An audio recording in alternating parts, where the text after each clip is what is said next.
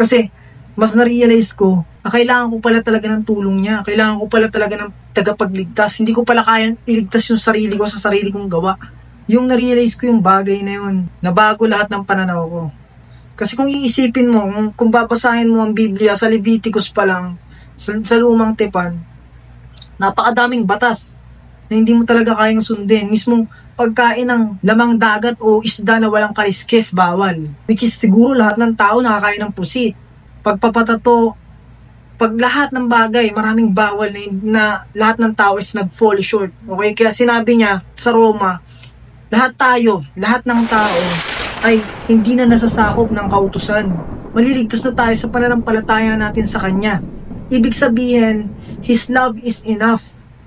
Okay, naligtas tayo sa pananampalataya natin sa Kanya at sa habag niya. Kasi hindi tayo pwedeng magyabangan sa langit. Uy,